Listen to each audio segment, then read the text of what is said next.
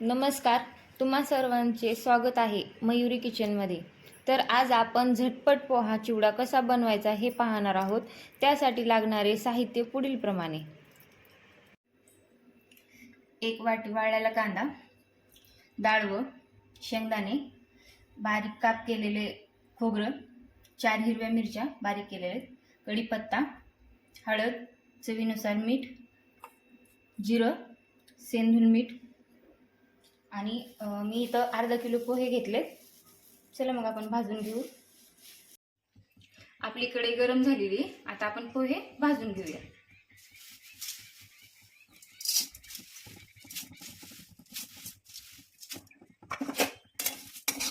थोडे थोडे भाजून छानपैकी असे भाजून घेऊया। मीडियम आचेवर हे पोहे खरपूस भाजून घेऊया आपण।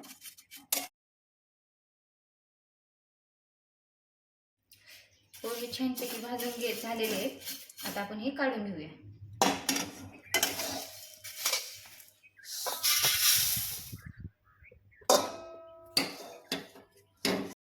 तेल गरम झालेले, आता आपण कांदा तळून घेऊया।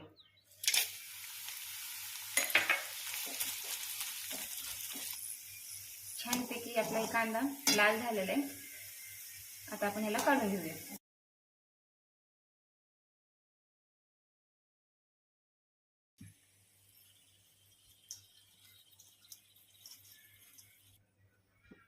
आता आपण डाळ तळून घेऊया। डाळ छानपैकी लाल झाले, याला काढून घेऊया।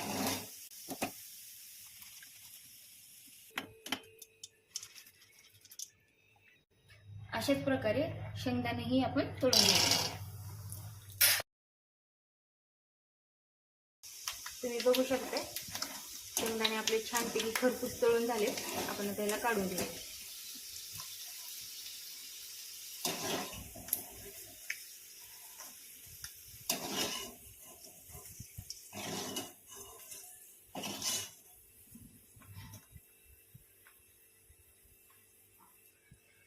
आता आपण खोबरं भाजून घेऊया तेलात।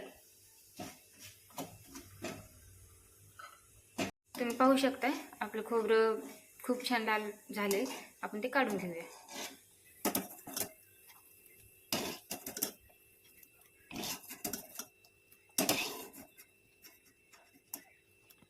ह्या तेलामध्ये आपल्याला राहिलेलं साहित्य भाजून घ्यायचं। आता जिरं टाकूया, हिरवी मिरची, कढीपत्ता देऊया। आपले तेल गरम झाले, त्यामुळे आपण पटपट टाकून घेतले। हळद आणि मीठ टाकते एकत्र।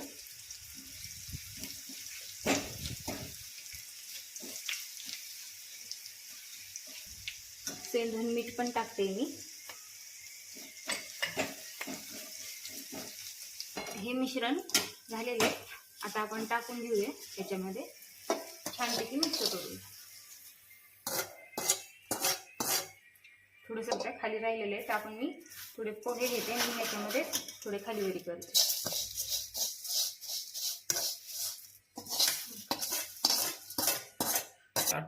हे मिश्रण आता आपण एकजीव करून घेऊया।